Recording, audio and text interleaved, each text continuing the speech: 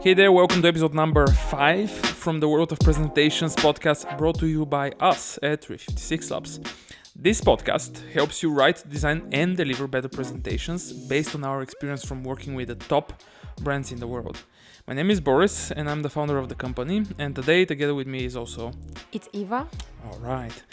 And today we are talking about the world of virtual presentations, and that's part 1.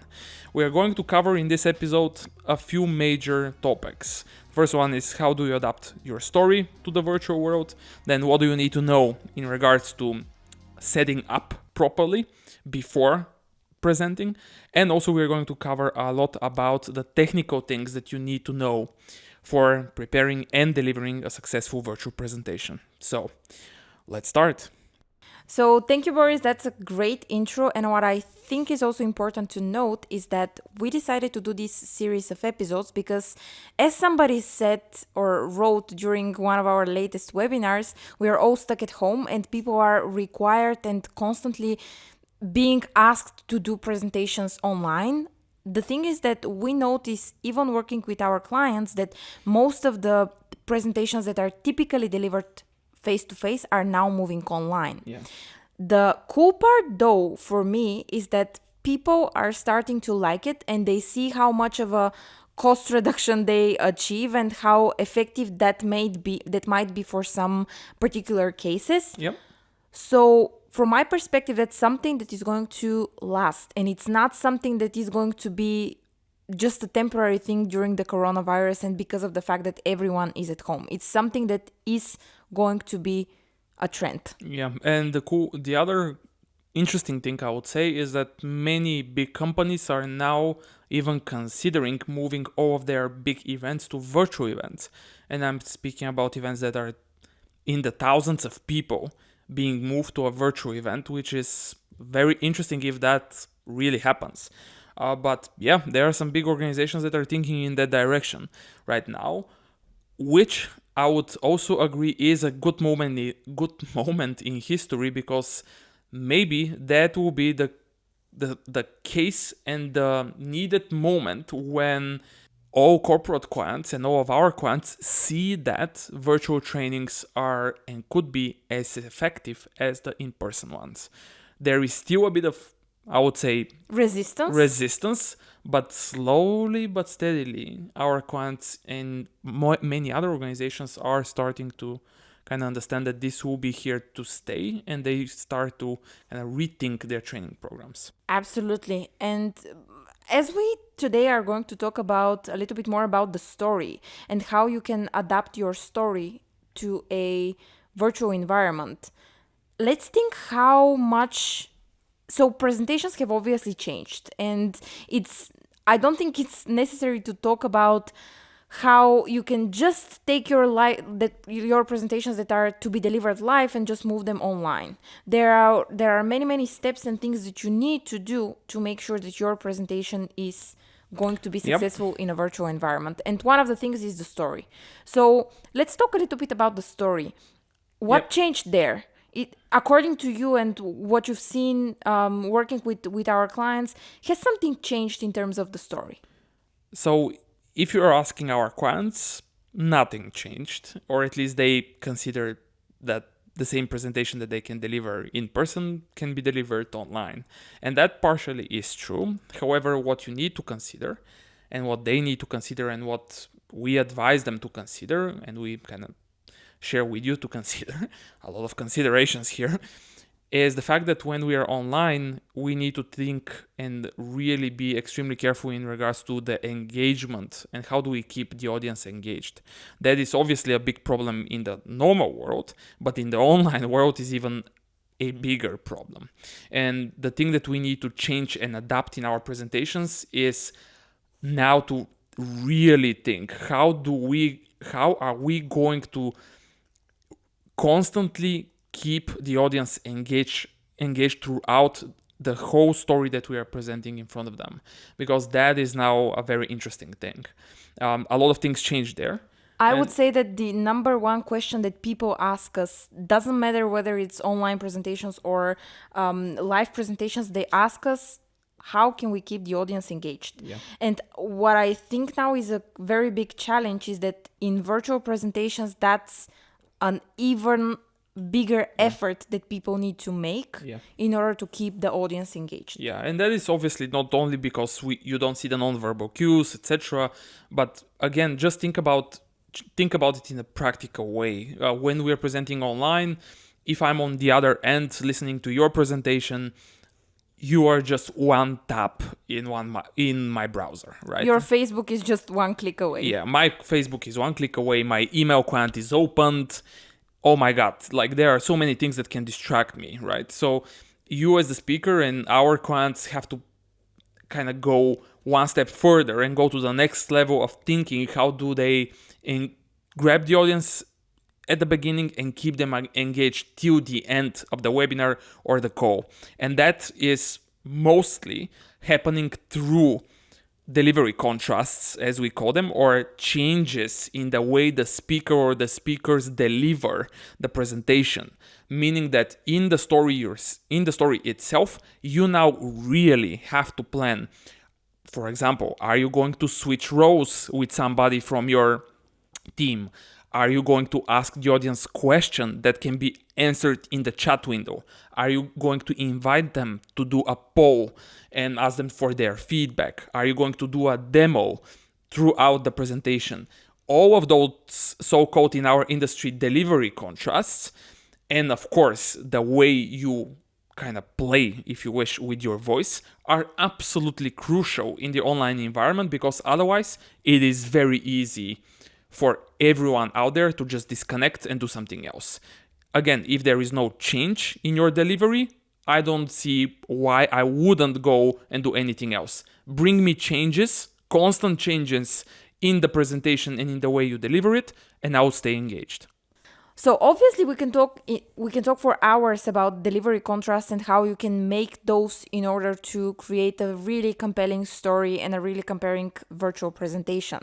However, let's imagine that you already have that story and that you have worked around the contrast and how you're going to tell your presentation.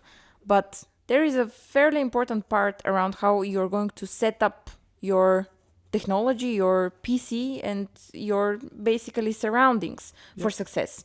So if we have to start with the PC, again, people just don't do that Or for Mac. Yeah, not PC or Mac. I'm just referring to your device. People think that when they present it, now that I think about it, it doesn't matter whether it's a live or an online presentation. When they prepare their PC for a presentation, they don't do anything. Maybe the most thing that they do is they turn off some of the apps, or they turn off, let's say, no, or usually they just put all of the desktop icons in a folder. Yeah, That's something At that I most. noticed very, very often.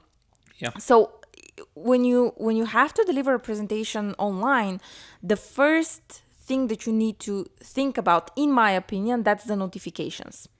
Now, we need to make sure that whatever happens on your PC, especially if you're delivering the presentation, people don't have to be distracted by anything. So notifications are a pretty big deal, and you need to make sure that all your notifications for all the apps are off. We've had and I'm sure that at least one of you has been in a situation where they have seen a notification from Viber or WhatsApp or something else popping up on another person's PC, which is distracting. So it takes the important focus from the person to that notification. You're wondering what is that they are getting as a notification. And the problem with notifications is that they can get you into some real trouble. We have seen notifications that are not that problematic, let's put it this way, meaning, hey, honey, did you buy bread?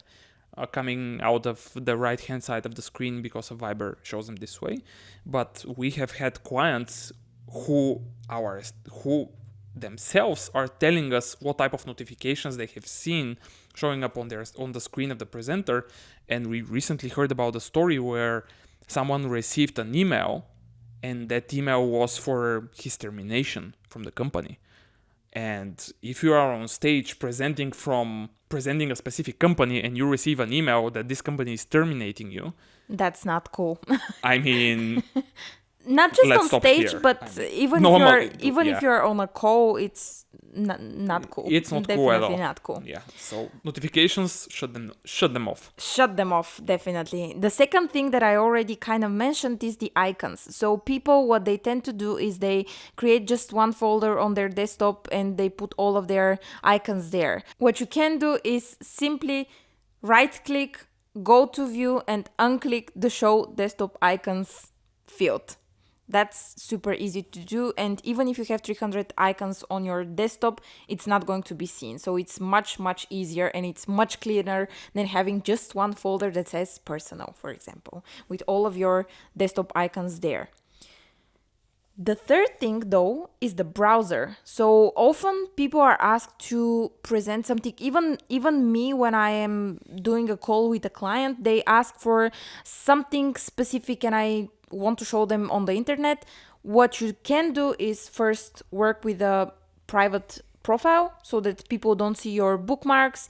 It doesn't need to be seen. For example, on my browser, I have bookmarks that are called fashion stuff, sneakers, and so on and so forth. So people don't need to know that I'm a fan of sneakers, basically, in that particular situation, because that's not the topic of our conversation. So everything that distracts, all of these three things, they distract from you, from the topic that you're presenting. They need to be completely shut off and removed. Any distraction, for that matter, anything that does not add value to your presentation, in the same way as with in-person presentations, it applies to the virtual world. The problem is that the fact that we have to mention them yet again in a podcast means that normally 99% of the times that we work with, and we work with some of the, again, top brands out there, is just not happening. And that's causing them problems afterwards.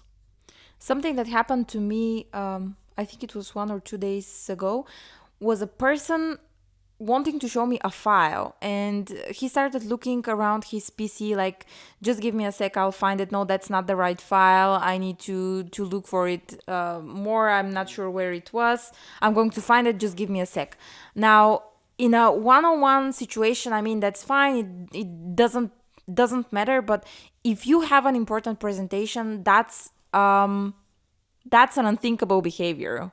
Don't make people wait for you while you're searching for a file that you don't know where is.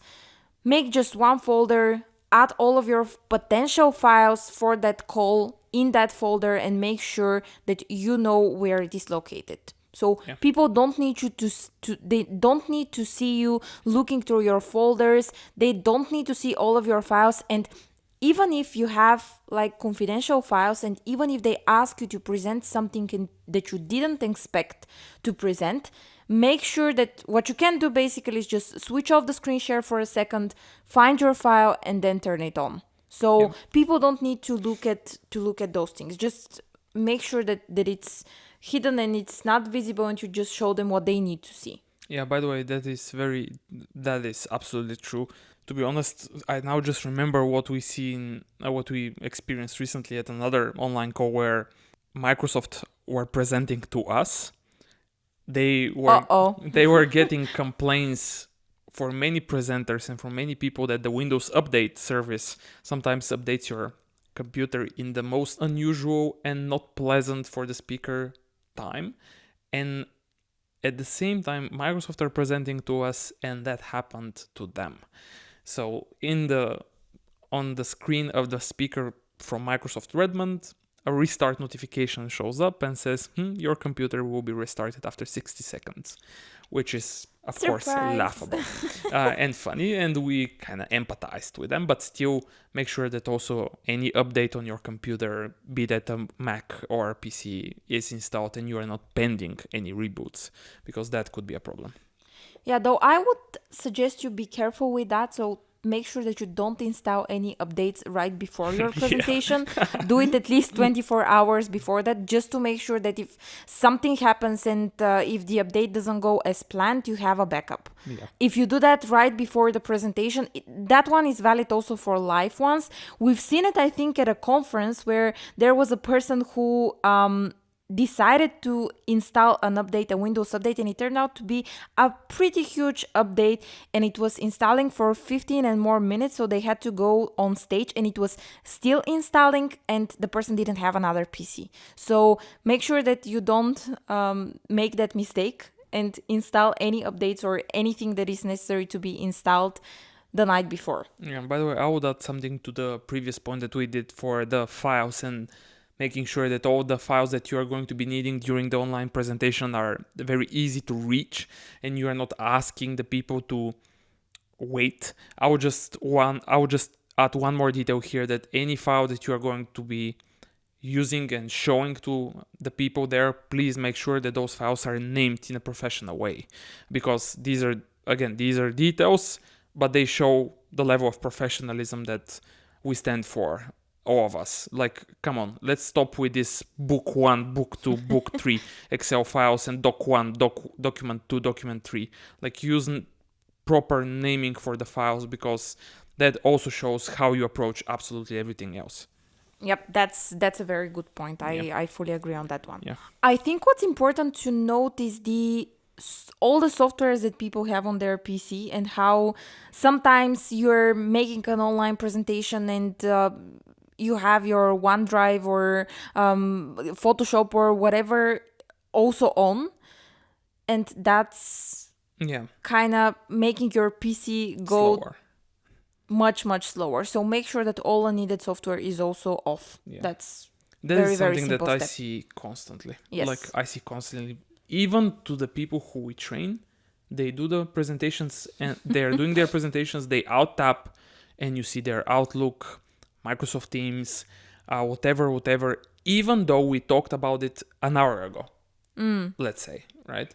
Like, how complicated it is, how much effort does it take for all of us to shut down every other software that's not part of our presentations? Like, really. Not to mention that, as you said, OneDrive is it will drag your Especially internet if down. it's syncing files. Yeah, it will drag your internet down. Like, it consumes so much bandwidth. When it's syncing, it's insane. And when you need internet and you don't have it, it will be the last thing that you are going to think about. Where did my internet disappear, right? The last thing that you're going to be thinking about is, oh, my OneDrive is turned on. Maybe that is the problem. So just shut down everything that's not being part of the presentation. That's it. It's very simple. Talking about softwares that are consuming a lot of internet, I think we can go into the, more tech part of this episode today. So the first and most important thing when you're doing a virtual presentation is to make sure your internet connection is really, really good.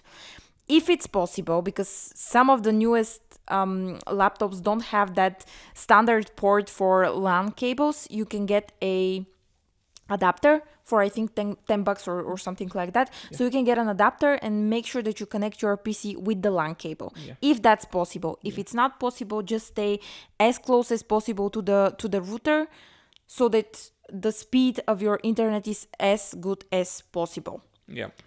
And these are, by the way, very cheap indeed. Like, yes, these are both very the cheap. cable and the converter from USB to RG45. That's what you need to search. I think the RG45. cable is like 50 cents It's or something like that. very cheap. Yeah. So what else here in the tech world? Well, of course, I think it's very logical to talk about the software that you're using for your online presentation.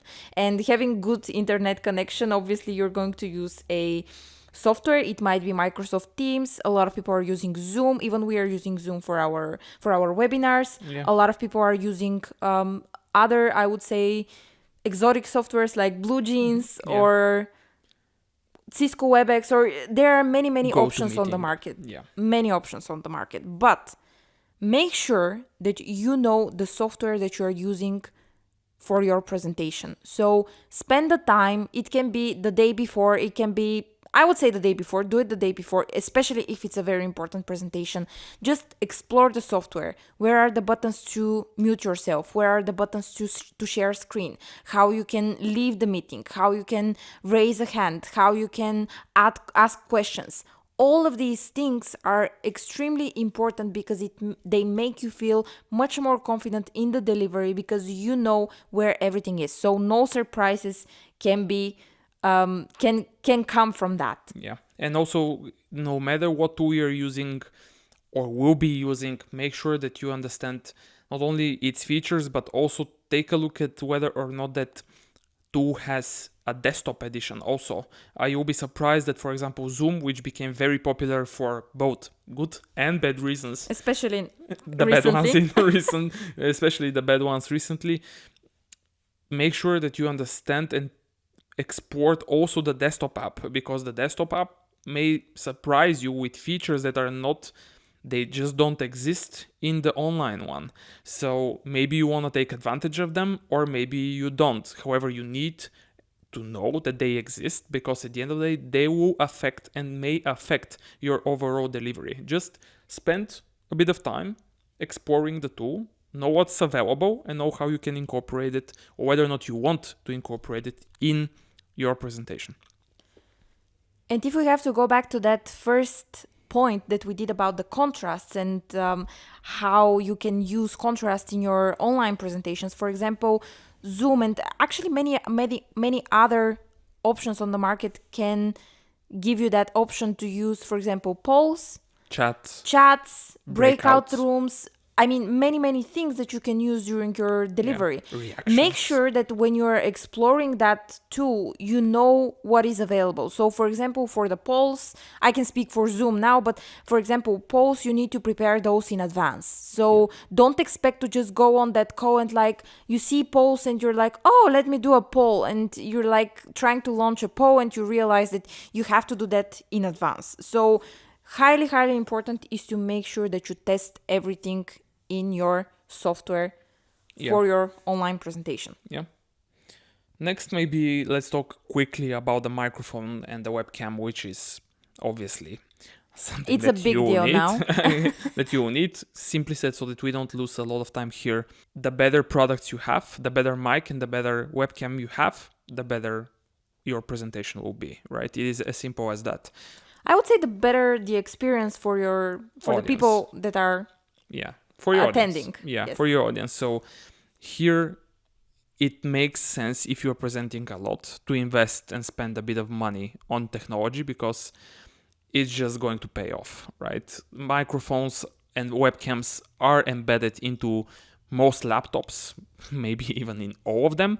However, their quality is average. It's not too bad, but it's average. It's not, of course. Yeah, exactly. So if you're presenting a lot, and if presentations are part of your work and they're important for your work, now is probably the best time for you to invest a bit of money into products like those.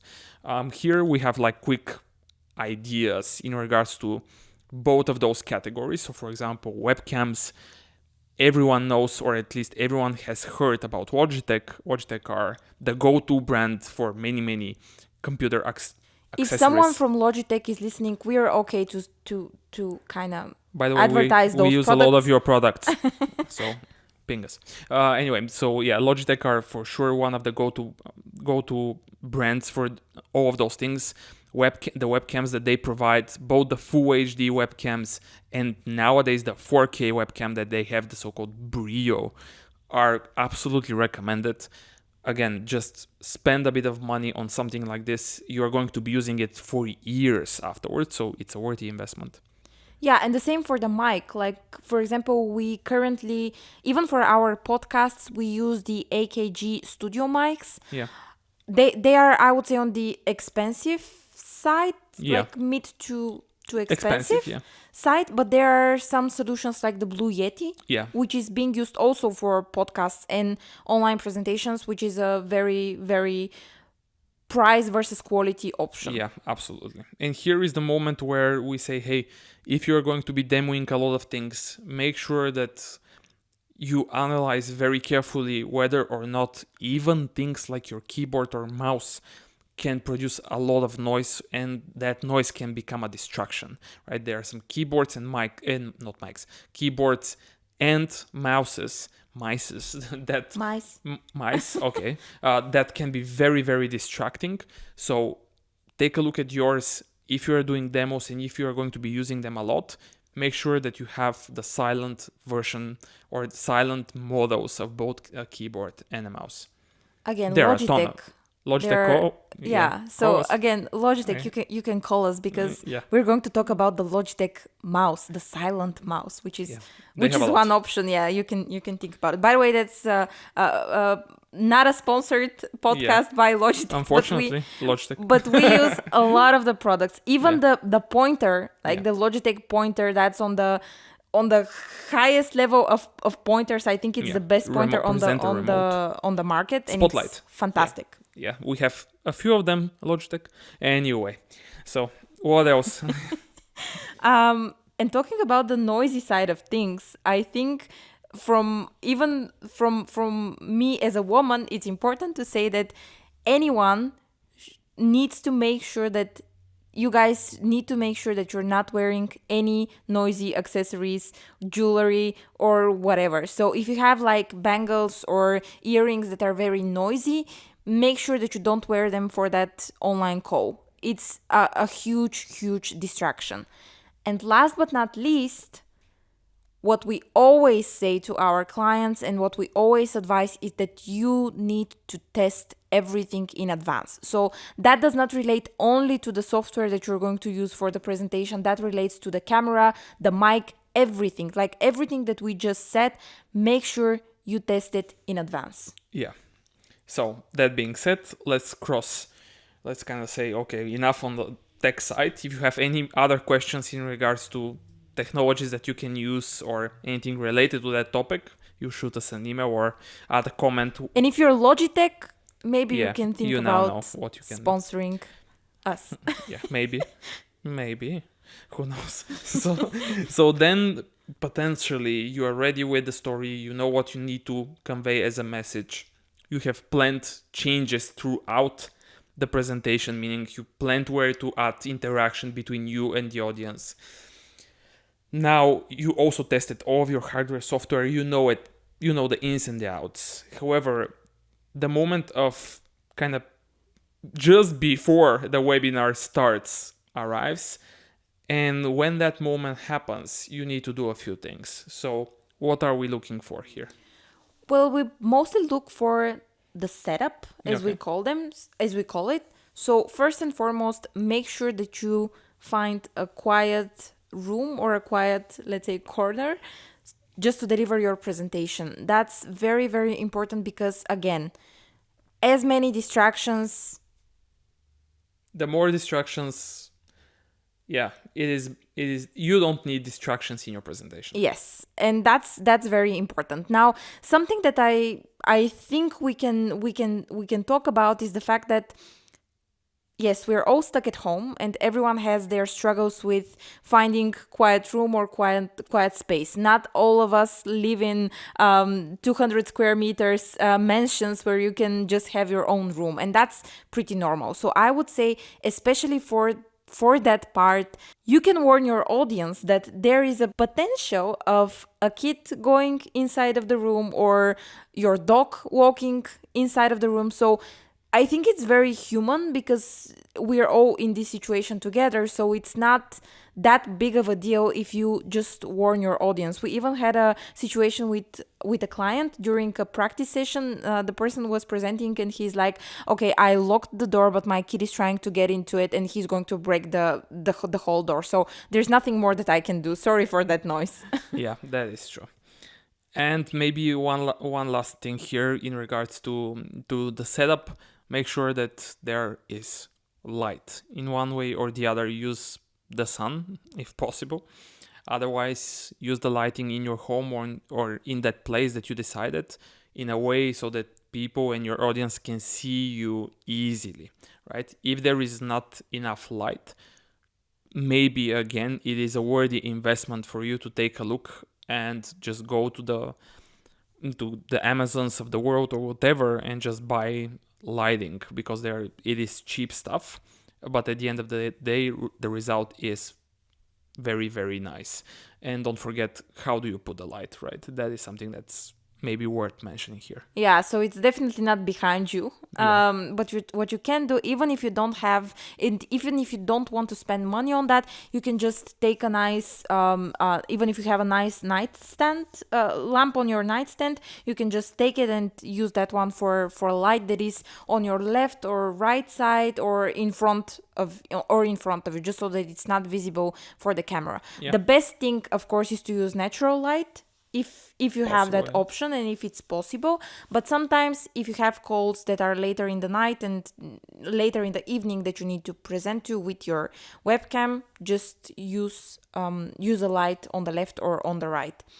And Yep. when we talk about the light, we need to mention something around your background. Recently, so Zoom and Teams, for example, they have that option with choosing your background. We're not huge fan of that, but we're going to maybe talk about it a little bit deeper in some of the other episodes. But if you want to pick up a nice background, just make sure that you have, like, even if it's like some pictures on the back, but make sure it's something that is not too distracting. Even if you want to be very formal, a white wall behind you is very boring, so people don't want to look at that. But if it's just something that has, let's say, a flower or a picture or like a nice painting, or you have, let's say, your couch even behind you that looks nice and it's very tidy and Instagrammable, as I like to say, people love to look at things like that. So make sure that you create setup that is good for the eye and it's not boring for your audience. Yeah, try to not show any bed around you, right? Let's not see the bedroom of the apartment at all because we want to sleep. Okay, so once you clear all of those things, once you make sure that all of those things are in place, there is maybe we can say, hey, there is one more thing that you have to double check, and that is you have to kind of stress test yourself here, meaning that you have to ask yourself, based on everything that I'm using, based on everything that I need to deliver that presentation, webinar, online call, whatever, what if each and every component that I need to deliver in a successful manner fails, right? What happens if my internet stops? What happens if my headphones die or my mic dies? What happens if the lighting The the lights go? so-called what if scenarios. Yeah. You just have to do something about that part too, right? Be prepared. Try to think what can happen. Have backups of everything, your materials, the hardware that you need, everything that can potentially fail.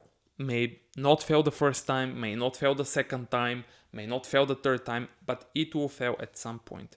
And if you are prepared, and if you have a spare, or if you have a backup, and you come up with that backup, and you use it wisely and in a professional manner, you look like a hero in front of that audience. I don't know if that happened to you, or I don't know if you have seen somebody being dependent on a backup technology or backup copy of their files, etc. But if you have seen this, you know what I'm talking about when I say that this person looks like a even bigger professional than that what we considered him or her to be. And if we have to give a few examples, like what do you do when your internet connection stops? Well, it's actually very easy. Make sure that you have a personal hotspot on from your phone, Yeah. and you can easily reconnect. So what happens if your PC dies? Just have one more PC, ask for another PC, load the slides, load the presentation on that PC. You can even go into the meeting with that PC just as a viewer for that part. And if something happens to your original PC, just you can very quickly switch from that one to the backup one and you can continue with your presentation. Many people are just like, well, sorry guys, I'm not sure what happened. The PC died or my headphones died, so I guess we can just leave it here and maybe we can talk about it in a week or so. Well, that doesn't look professional. Even if your mic dies and if you're using an expensive one, what you can do is either use the mic from the laptop or just have a set of spare headphones around so that you can immediately switch to them. Yeah, or even call in. Or even call in, yes, and Yeah, use the through audio phone. from your phone. make sure that whatever you're going to use in that meeting, you have a backup for. Okay, so that's it for today's episode. We hope you now know a bit more about the world of and how to set up for virtual presentation, and that you are already looking forward to applying all of that knowledge in your next virtual presentation or whenever that arrives. In the meantime, shoot us a message on Facebook, Instagram, or any other social media and let us know what you think or what you want to hear from us. Visit 356labs.com to find out more about how presentations can help you or your business grow, and let us know what experience you had with virtual presentations up until now. Like, what have you seen, right? Thanks for listening again, and in case you found the episode useful, subscribe to this podcast, and why not even leave us a review on iTunes or share it with a friend. We would appreciate it. See you in part 2. Bye for now.